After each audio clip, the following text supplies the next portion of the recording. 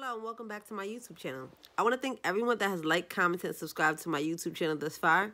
You guys are absolutely amazing. And as promised, this is going to be the part 2 of my NACA timeline. The process with the first house that I wanted to purchase was super smooth. But with this second house, NACA tried me, y'all. I ain't gonna lie. There were problems with my web file. Nobody wanted to listen. The favorite answer from NACA tends to be, it'll work itself out. Just wait. Now, I have no doubt that eventually it may work itself out. But ain't nobody got time for that. So, thankfully, I was able to get my office manager to listen to me. And he was the one that, throughout this process, is going to give me so much vital assistance to me closing on my home. Like, I love you, Cole. For real, though. He just was amazing. Like, he has good relationships with people within the NACA program. So when he reached out to people, they were responsive to him, and they gave him like some advice, even if they weren't the people directly working on my file, and he was able to pass that advice along to me. November 13th is when I signed my purchase and sales contract, or P&S agreement. November 15th, I went to my credit access for the second time. I had the same underwriter. Everybody's going to be the same working on my file that was working on the file the first time. On the 16th, I scheduled my home inspection. November 18th, my inspection was submitted to NACA. November the 19th is where things started to really get extra crazy. It was like a day of chaos with NACA, because at this point, I was supposed to be credit access approved, but the underwriter hadn't even looked at my file. And I had to have my office manager reach out to the IT department. I provided him with screenshots to show him what I saw in my part, and he provided me with screenshots to show me what he saw in his part. November 21st, after days of going back with the underwriter, she was mad this time. I was credit access approved for the second time, and I submitted the second bank application.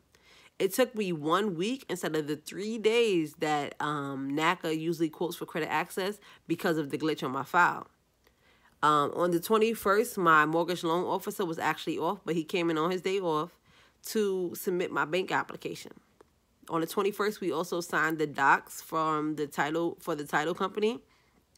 November the 23rd, the seller came back saying that he was willing to do most of the repairs that I had asked, but he wanted to credit me at closing. But I didn't want to go through that because I didn't want to go through that. So I asked him to fix everything prior to closing. On the 26th, I hadn't heard from the hand department even after like submitting the inspection report, and this first time they hit me out like basically right away. So I reached out to them and told them I had not received the required repair list. The person I actually was able to get on the phone told me that I need to reach out to someone else. I reached out to the other person, left a voicemail. They didn't respond that day, so I contacted them the next day as well. The seller also came back on the 26th saying that they were willing to fix the repairs before closing. They weren't happy though. The 27th, the conditions came back from that bank. But it was things that were already in my web file, but I just sent it over to them within an hour. That day, my closing coordinator also contacted me for the first time because I had reached out to him because he was also another person who contacted me kind of ASAP with the first house, and this time I hadn't heard from him. That the 27th can also sent the required repairs.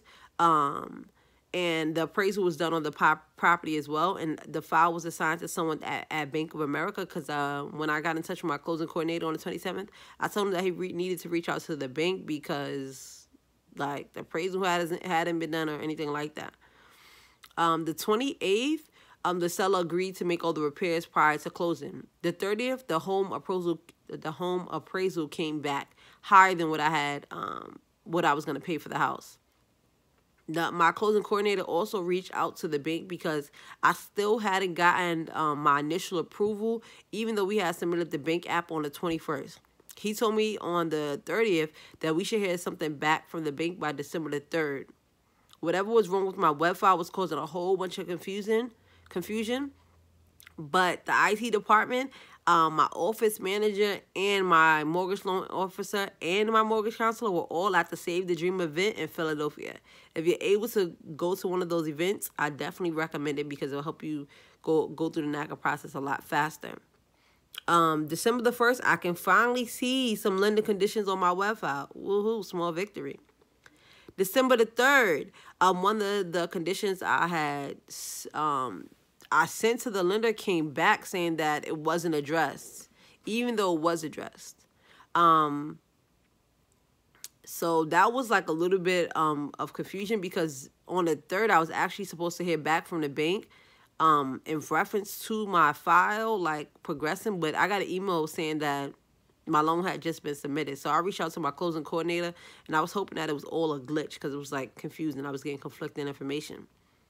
On December the 4th, my closing coordinator responded, and he said that he told the bank we needed a response ASAP. My closing coordinator marked the condition that the lender had came back with as addressed on my file. On the 4th, the title company sent over the necessary information. On the 5th, my closing coordinator had escalated my file around 2 p.m. with the bank because they weren't responding. And that was after me having to be on him because he didn't even want to reach out to the bank. On the 5th, after he reached out, I finally got CNI approved and another condition came back. On the 5th, we also did the reinspection for the repairs, and one of the repairs still needed to be corrected. On the 6th, I sent in the documentation for the lender condition, and the seller, like, had basically, like, reached out to me, asked me, you know, what was going on. On the 7th, I submitted the report to the hand department for the reinspection, and hand cleared my file. On December the 8th, the closing coordinator informs me the bank app was submitted for final approval. The online status said NA, but I knew from the blog not to go super crazy over that. I asked my closing coordinator if we could send a DOR. I'll tell you guys in another video what that stands for because I can't recall off the top of my head. And then also that day I was notified of my interest rate and it was the wrong interest rate. So I emailed my closing coordinator, my MC, my mortgage loan officer, and the office manager.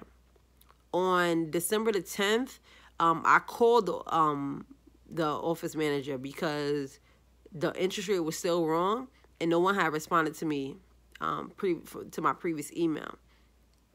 And he told me that he would have it corrected ASAP. And when he said ASAP, he really means it. Like, he moves quick. So I had to sign a change of circumstance form, and I sent it back to them within 30 minutes. He also told me that the loan approval came in on 12/6, but my closing coordinator hadn't told me that. So we could have caught the early error much earlier if my closing coordinator had informed me on the 6th. We wouldn't have to wait to the 8th. On December the 12th, I tried to get in touch with my closing coordinator, but he didn't respond to me at all via phone or via email. The file did not move. No, my file actually moved from NA back to CNI approved, credit and income approved. The same inspection condition that was already addressed by the hand department came back again, but I couldn't see it. But thankfully, the office manager is the one who told me about it. And it was a lot of back and forth on my file that day between the hand department and the bank. November the 13th, my closing coordinator finally emails me, even though I had already went through the hand department to clear the condition up. And I had the inspector send out a new report. And the bank was clearly wrong because they were listing repairs on my file that weren't even there, like numbers, repair numbers. I'm like, that's not even my file. According to the timeline, the NACA timeline, I should have been receiving my CD that day, which was the 13th.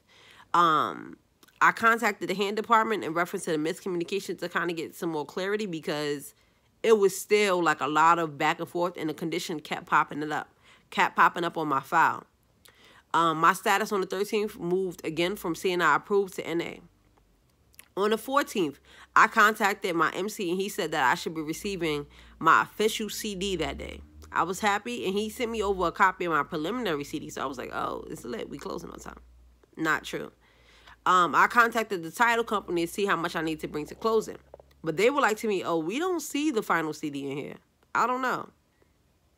On the 18th, I contacted my closing coordinator because I still hadn't received the final CD yet, and that was 4 days after I was supposed to receive it. On the 19th, I knew something was wrong because my file went from NA to CNI approved once again. Tried calling my closing coordinator, but he did not respond. No surprise there. The hand condition came back yet again from the hand department. I found that out through my mortgage counselor. On the 20th, my closing coordinator emailed me to tell me about the condition that I already found out about on the 19th without him, but I was already working on clearing that up with hand because they redid my report for like the 3rd or 4th time and sent it to Bank of America again, and they were pissed off. My status went from CNI approved on the 20th to NA again. On the 21st, I was supposed to close.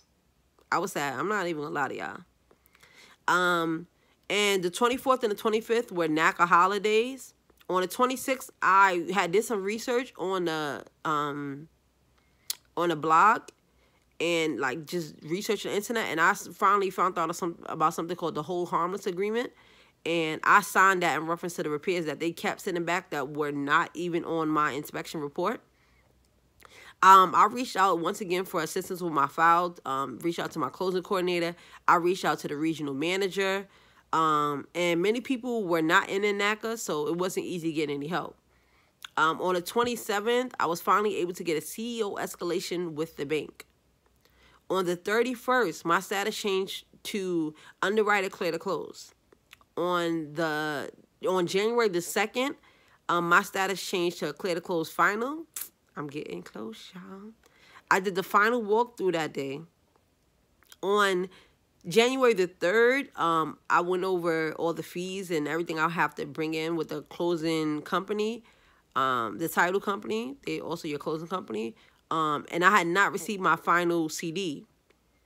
My closing had went into the new year, so now the amount of money I had to bring to the table had increased. On January the 4th, I finally closed on my home. Now, I want y'all to know, NACA says that you need to receive your final CD before being able to close, and you need 3 days by law. Somehow, the Lord blessed me. I didn't have to wait those 3 days. I don't know how. Thank you, God. But you have to really be on NACA. And I'll be coming to you guys with some more tips, tricks, everything, because I started this process at the end of July, basically August, because I went on 2 weeks vacation after having my first appointment. And I was able to close by January the 4th. If you guys have any questions, comments, you stress, NACA's getting on your nerve, anything that I could possibly help you with, please don't hesitate to comment down below in the comment section. Thank you again for liking, commenting, and subscribing to my videos. And you guys have a blessed, beautiful day.